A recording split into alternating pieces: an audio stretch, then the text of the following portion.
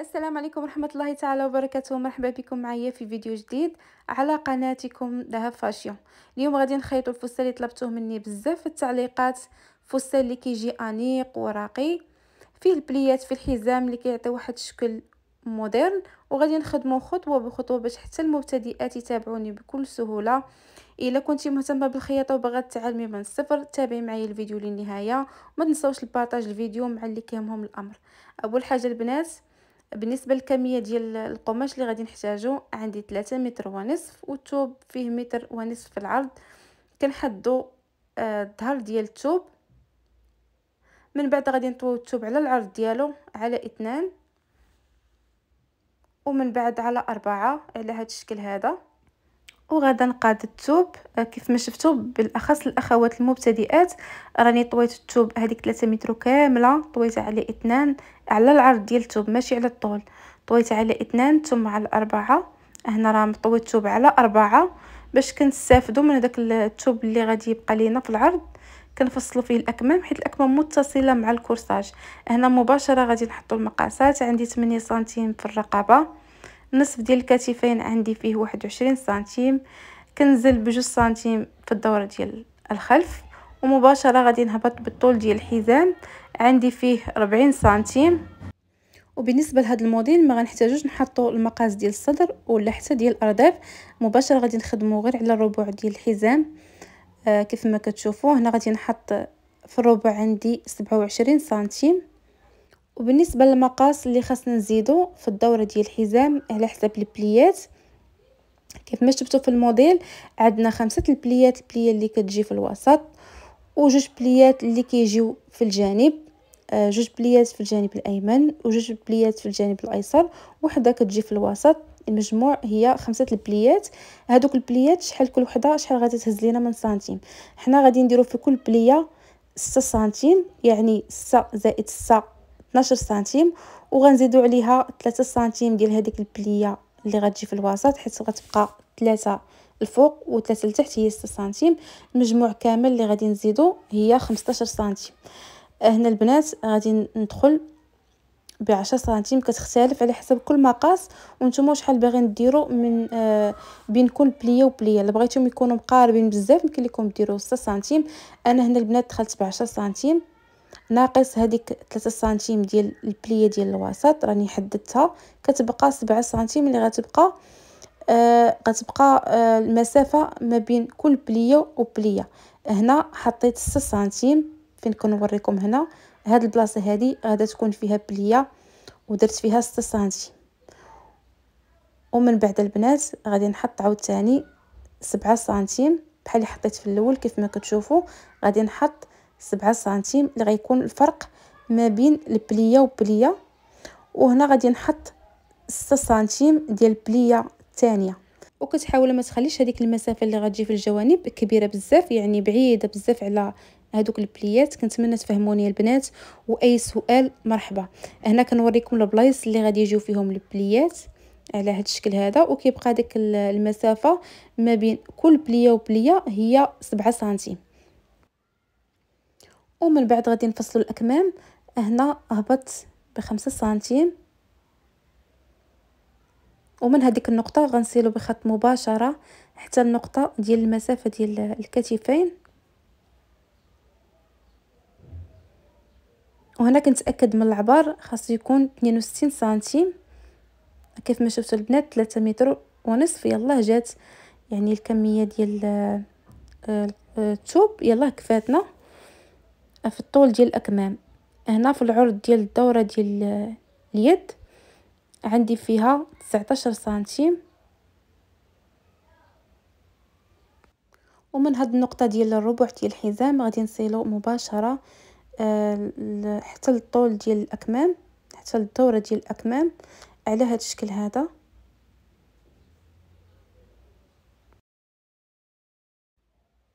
وهنا غادي ندخلو ب3 سنتيم، وكنسيلو بخط كنخرجوه للزيرو كيف ما كتشوفوا. وهنا البنات غادي نعاود نشرح لكم بشكل سريع حيت الفيديو شويه كان مزومي. هنا البنات خديت النصف ديال الكتفين ومن هذيك النقطه حطيت الطول الكلي ديال الاكمام اللي هو 62 سنتيم. من بعد حطيت الدوره ديال الاكمام عندي فيها 19 سنتيم. وصلت بخط من الدوره ديال الاكمام حتى الربع ديال الصدر. انا عندي في الطول الكلي متر و 46 سنتيم. وهنا غادي ناخذ نفس المسافه اللي عندنا في الصدر هي اللي غنديروها في الجلايل او الافازي. عندي 42 سنتيم.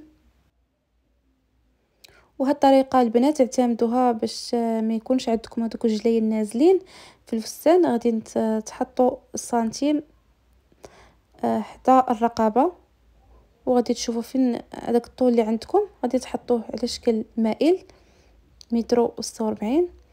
تقريبا طلعت ب3 سنتيم ونصف. وغادي نقادو جلايل ومباشره غادي نسيلو بخط من خط الحزام حتى الاسفل ديال الفستان.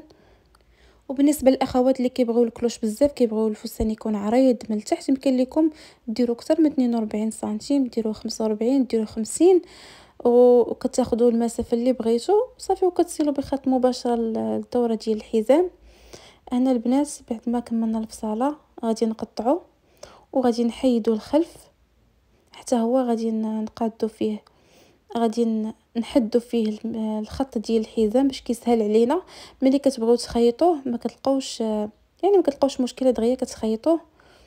بالنسبه للبنات الخلف راه ماشي بحال الامام. الخلف غادي نديرو فيه غير المطاط، غادي نديرو فيه لاستيك. هذيك المسافه غادي نجمعوها بلاستيك وغتكون فيه واحد الكشكاشه واحد ستيلي زوين غتشوفوا في الاخر ديال الفيديو. هنا غادي ناخذ من الجوانب جوج المقاس ديال الحزام. الطول ديال الحزام اللي درنا فيه من قبل 40 سنتيم وغادي نقادو. حاولوا تستعنوا بهذا المثلث كيسهل عليكم الخدمه بزاف باش كيجيكم هذيك الخط ديال الحزام اللي كيجيكم مضبوط ومقاد، وملي كتبداو تخيطوا كتمشيو عليه. ومن الاحسن تراسيو على الظهر ديال الثوب ماشي على الوجه ديال الثوب باش كيسهل عليكم في الخياطه. وكيجي على هذا الشكل هذا. من بعد وغنديروا ليه واحد الحزامات في الجناب باش غادي تجمع الحزام غير من اللور. من بعد غادي ناخذ الامام حتى هو غادي غير نحدو فيه الخط ديال الحزام وغادي نقادو الرقبه. بالنسبه للرقبه اللي بغات دير يعني كل وحده وشنو كتبغي، بغيتو ديروا على شكل في حيت شفتها في نفس هذا الموديل مديرين فيه شكل في. انا غادي ندير نفس الموديل، ما غادي نبدل فيه حتى شي حاجه. هذا الموديل اللي حطيت لكم غادي ندير نفس الموديل كيكون ديالو كيكون عفوا الكول مجموع. نزلت تقريبا ب6 سنتيم في الدوره ديال الامام. وهنا البنات حطيت الطول ديال الحزام اللي عندنا فيه 40 سنتيم وكتقادوه باش ملي كتبغيو تخدموا عليه كتلقاو الخط يعني مضبوط على هذا الشكل هذا. وهنا البنات غادي نعاودوا نفس الطريقه اللي درنا من قبل. غادي نحدوا المقاس ديال البليات. هنا كنا دخلنا ب3 سنتيم من قبل باش كنا تاني نتوب على 2 في الربع. دخلنا ب3 سنتيم وهنا غادي نزيدو 3 سنتيم اخرى هي 6 سنتيم في البليه اللي غتجي في الوسط. المسافه ما بين كل بليه وبليه درنا 7 سنتيم. حطيت المقاس ديال البليه الثانيه اللي هي 6 سنتيم ومن بعد درت 7 سنتيم وهنا حطيت 6 سنتيم. يعني البنات المقاس ديال البليات فيهم 6 سنتيم و7 سنتيم كتكون هي الفرق المسافه ما بين كل بليه وبليه. انا البنات وريتكم كيفاش غادي تجمعوا البليات على هذا الشكل هذا كيعطي واحد الشكل اللي زوين بزاف غادي تشوفوا في اخر الفيديو. ومن بعد غادي نحدوا المسافه الطول اللي غادي نخيطوه اللي غتجينا فيه الخياطه على هذا الشكل. كاين اللي كيدير 8 سنتيم، كاين اللي كيدير 10 سنتيم، تقريبا حتى ل 14 سنتيم. هنا البنات غادي نديرو على حسب الموديل غادي نديرو فيه 12 سنتيم باش يجينا نفس الموديل اللي شفنا من قبل. هنا هبطت ب 12 سنتيم غادي تهبطوا في جميع البليات غادي تنزلوا ب 12 سنتيم وغادي تقادوا بحال هكا. ملي تبداو تخيطوا غادي تجيكم طريقه اللي سهله ومبسطه. وكيف ما قلت لكم البنات اي سؤال مرحبا، راني كنجاوب على جميع التعاليق. غير ما تنسونيش البنات من اللايك للفيديو، راه كيطلع الفيديو للمشاهد الجديد، غادي تعاونوني باش نطلع القناه ديالي وحتى الفيديوهات، وحتى انا غادي نبقى دائما يعني نبارطاجي معكم الموديلات اللي كتبغيو ومن الاختيار ديالكم. وما نكذبش لكم البنات بكل شفافيه، راه صراحه راه هذا الفيديو راه كياخذ مني واحد الوقت ومجهود، وحتى البنات حتى راه هاد التواب راه كنمشي انا كنتقداهم من المال ديالي الخاص. يعني هاد الموديل ما انا ما كنخيطوش لشي كليانه ولا لشي حد اللي يعني اللي كيمشي كيتقدا الكتب، كتشريه من مالك الخاص، كتصوري فيديو. ومع العلم لحد الان باقي انا هاد القناه ما كندخل منها حتى شي ريال. وهادشي البنات غير بغيت نتقاسمو معكم وصافي، ماشي على شي حاجه، باش حتى نتوما تعرفوا شنو كاين وتعاونونا غير بالدعم. حنا ما طالبين حتى شي حاجه، اللي شي حاجه اللي نتوما عندكم بسيطه، يعني لايك وبارطاج وشي تعليق محفز، هادشي اللي كاين. وما نكذبش عليكم حتى هاد الموديلات لحد الان غير كنخيط وكنحط، يعني حتى غادي نشوف الطريقه ان شاء الله باش غادي نبيعهم. المهم البنات نكملوا. خديت هاد الثوب هذا وفصلت به الحزام اللي درت في العرض ديالو 12 سنتيم، والطول ديالو متر. يمكن لكم ديروا غير 80 سنتيم الا ما كنتوش كتبغيو الحزام يعني طويل بزاف من الخلف. وخلاص راني قاديت هنا التبطين ديال الامام اللي درت في العرض ديالو 6 سنتيم، ومن بعد فصلت التبطين ديال الخلف، وحتى هو درت في العرض ديالو تقريبا نديرو 14 سنتيم، حيت بالنسبه للخلف غادي نديرو فيه الفتحه، غتكون الطول ديالها 8 سنتيم. كيف ما شفتوا راه حنا فصلنا الرقبه مجموعه، ضروري ما غديروا الفتحه في الخلف. هنا البنات غادي ندوزو مباشره للطريقه ديال الخياطه. هنا خديت الامام، غادي نبداو بديك الخياطه ديال البليات هي الاولى. شديت هذيك المسافه ديال 6 سنتيم اللي خديناها من قبل وقسمتها على 2 وكتراسيو. ضروري ما ديروا هاد الطريقه هذه باش تجيكم الخياطه مضبوطه. هنا غادي نثبت بهاد الاقراص،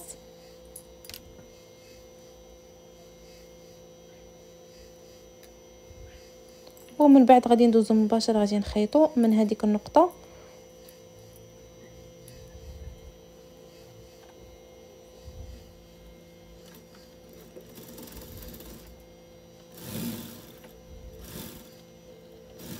على هذا الشكل هذا حتى النقطه الثانيه. مهم كتخيطوا هذيك المسافه ديال 12 سنتيم اللي حددنا من قبل، وغادي نستمروا على هذه الطريقه هذه. نفس الطريقه في البليه الثانيه اللي فيها 6 سنتيم غادي نقسموا المسافه على 2 على هذا الشكل.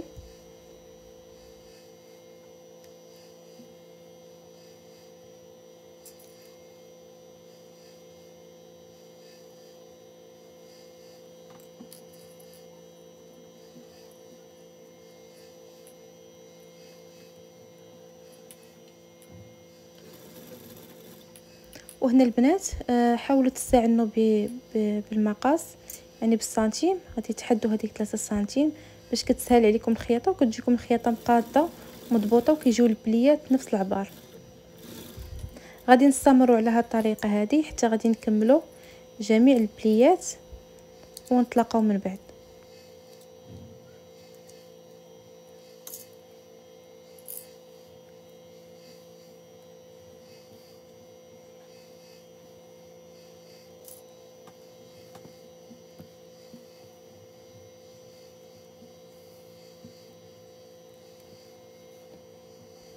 من بعد ما كملت الخياطه هذا هو الشكل ديالهم، يعني كيجيو مقادين ومخيطين نفس العبار. وهاد البليات ضروري ما تحدوهم من بعد باش ما كيبقاوش يعطيكم هذيك النفشه من الجهه ديال البطن، غادي تحدوهم مزيان.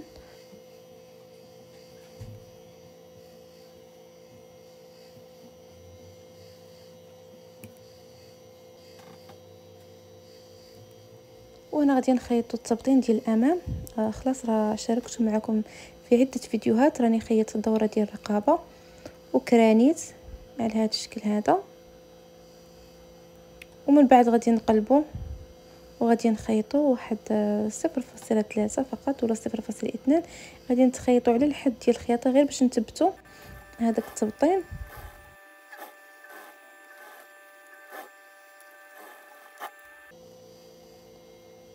هنا بعد ما كملت الخياطه، بالنسبه للدوره ديال الرقبه غادي غير نحدوها، وغادي نلصق هنايا بهذاك الفيزلي اللي كيكون ضفاس. ويمكن لكم اللي كتبغي الخياطه في الدوره ديال الرقبه ماشي مشكل، غدوز واحد سنتيم، او يمكن لكم تفينيه بالبي. وهنا خديت هاد القطعه ديال القماش اللي العرض ديالها 2 سنتيم، غادي نصايبوا بها الفتحه ديال الازرار اللي غادي نحتاجوها في داك الصدفه اللي غادي نديرو في الفتحه ديال الرقبه ديال الخلف، وكتنيوها على هاد الشكل هذا.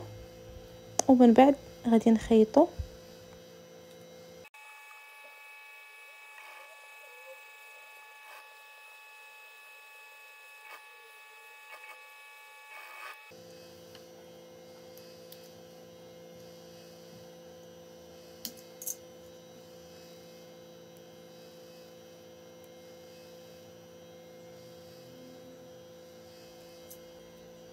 ومن بعد غادي نحطو التبطين على الدوره ديال الرقبه ديال الخلف، وغادي نقسمو هذيك المسافه على 2.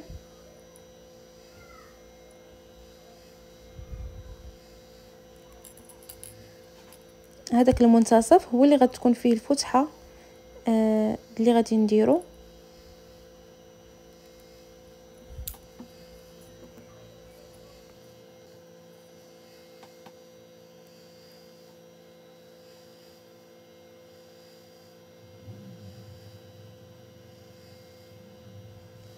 وبالنسبه للعمق ديال الفتحه ديال الرقبه ديال الخلف غادي نديرو فيها 8 سنتيم،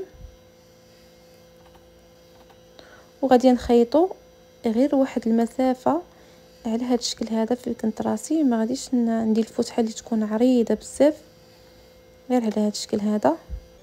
غادي نخيطو على الدوره ديال الرقبه، وغادي نهبطو على هذيك 8 سنتيم. هنا البنات راه ما تصورش ليا الطريقه كامله. المهم البنات راه كيف ما شفتوا راني خيطت وهبطت على ديك الفتحه، ومن بعد شقيت الثوب ودرت كرانات، راه سهله. ومن بعد هنا راه قبل ما نخيط نسيت هذه ما ركبتهاش. هذه هي الفتحه ديال الازرار اللي صايبنا من قبل، غادي نخشيوها على هذا الشكل هذا. غادي نخلي 1 سنتيم من الفوق، وغادي ندوزو عليها في الخياطه من الجانب، ومن الفوق كيبقى 1 سنتيم. كنهبطوها شويه فنخليو هذاك السنتيم باش كنلاقيو التبطين مع البياسه مع الكسوه. وهنا البنات راني درتو في الجهه ديال الايمن، باش ملي كتبغيو تسدوا الازرار كتجيكم ساهله. كديروا الفتحه من جهه ديال اليمين، والزر كيكون في الجهه ديال الايسر. صافي البنات، من هنا بعد ما خيطتها على هذا الشكل كيف ما كتشوفوا، كتحيدوا هذوك الزوائد ديال الثوب،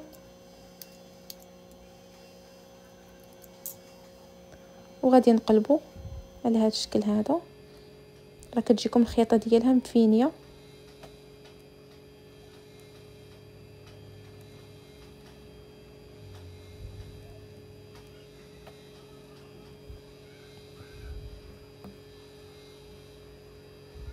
كيف ما كتشوفوا البنات، علاش قلت لكم من قبل ما تخيطوش الفتحه، يعني تدخلوا 1 سنتيم من الجوانب. كتخيطوا غير هذاك الخط اللي حددنا، كتخيطوه غير حداه غير واحد شويه، باش كتجي ديك الفتحه ما مفتوحاش بزاف يعني، وكتبين لكم شنو لابسين لتحت.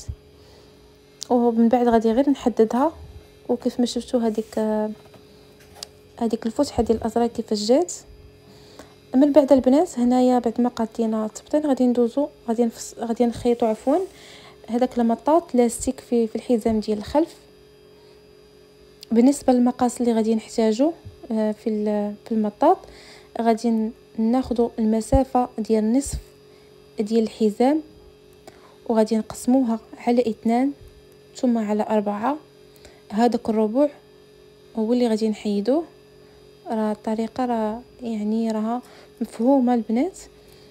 قلت لكم غادي تاخذوا النصف ديال الدوره ديال الحزام، غتقسموا هذيك المسافه على 2 ثم على 4. هذاك الربع غادي تحيدوه، وغادي يجيكم هذاك لاستيك غادي يجيكم مضبوط على الدوره ديال الحزام. انا مباشره غادي ندوز غادي نخيط.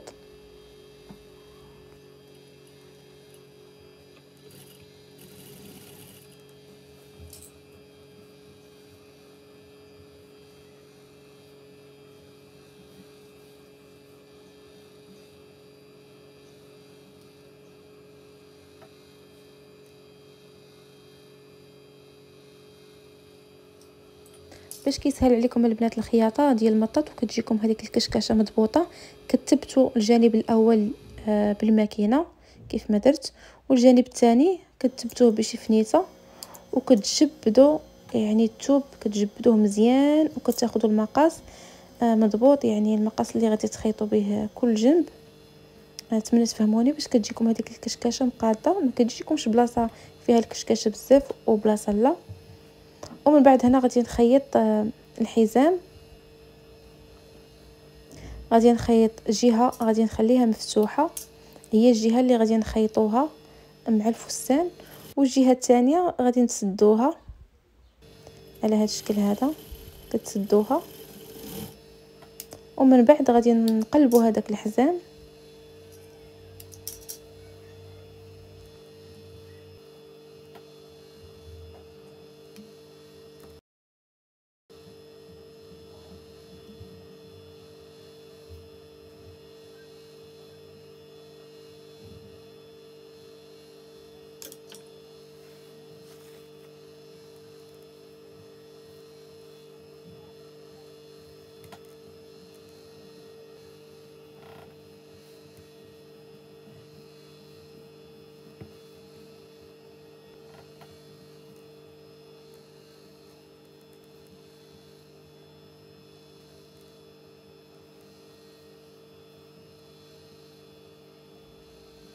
وفي هذه المرحله البنات غادي نمونطيو الخلف والامام على هذا الشكل هذا. غادي نخيطوا تبطين مع التبطين بهذا الشكل، وغادي نمونطيو الكتفين والاكمام، وغادي نجمعوا حتى الفستان من الجوانب، وغادي نرجع معكم من بعد.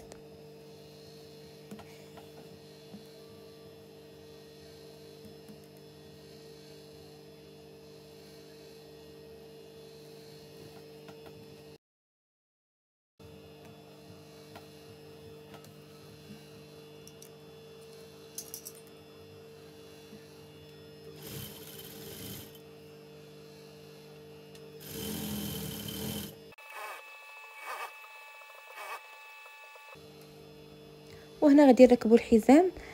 حاولوا البنات المنتصف ديال الحزام كيجي مقابل مع الخياطه فين درنا هذاك المطاط.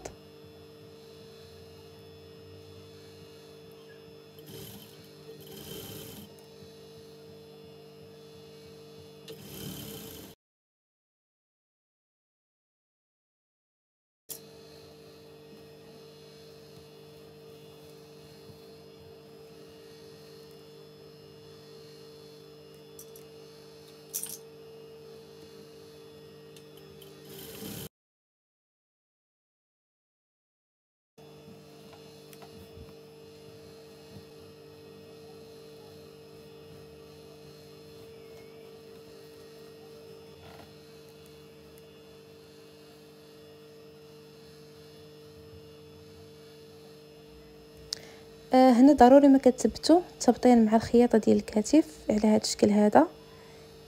كتهبطوا التبطين يكون مضبوط، وكتاخذوا هذيك الخياطه ديالو من الداخل وكتثبتوها مع الخياطه ديال الكتفين. كتجي تبان يعني كتبان الخياطه نقيه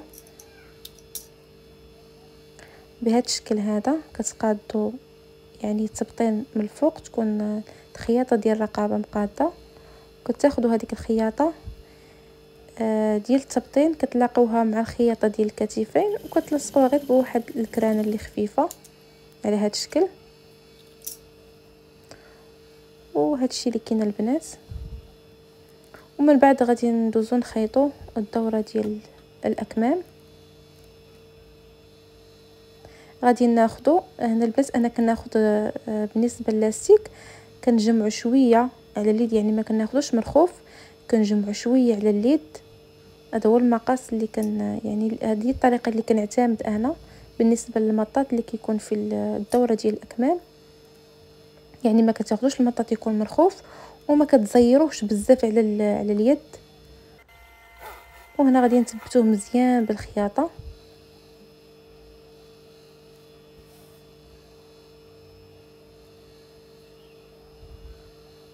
ومن بعد غادي نخيطوا واحد سنتيم او سنتيم ونصف على هذا الشكل هذا، وكندورو على الدوره ديال الاكمام كامله. غادي نكمل الخياطه ديال هذا الكم وغادي ندوز لكم الثاني ونتلاقى معكم ان شاء الله.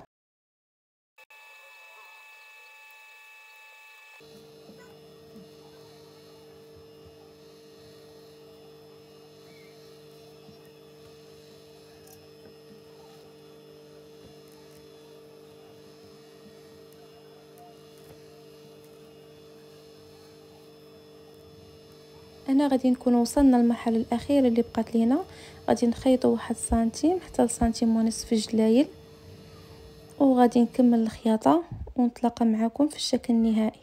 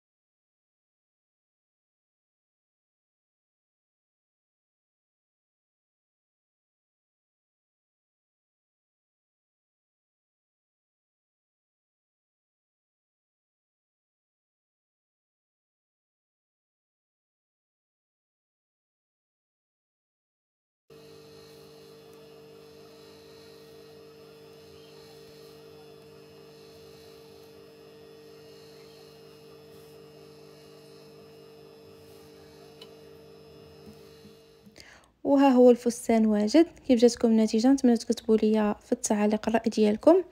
بصراحه كان فيه شويه ديال الخدمه بالنسبه للتصوير والمونتاج، ولكن يستاهل، جاء انيق وراقي. الى عجبكم الفيديو ما تنسوش ديروا لي لايك واشتركوا في القناه باش يوصلكم الجديد ديالي، وكتبوا لي في التعليق واش تبغيو نفس الموديل بشي توب اخر والموديل اخر، حيت كاينين فيه بزاف ديال الموديلات غادي نشاركها معكم في شي منشور ان شاء الله. كاين عده طرق وبأثواب مختلفه. واش تبغوني نشارك معكم انصومبلات ولا فساتين ديال المحجبات ولا فساتين ديال المناسبات؟ الراي ديالكم كيهمني بزاف وكيدعمني بالشكل باش نكمل. ونشوفكم في الفيديو الجاي ان شاء الله. وما تنساوش بان الخياطه ماشي صعيبه، غير خاصك تبداي وتصابري. موفقين ان شاء الله.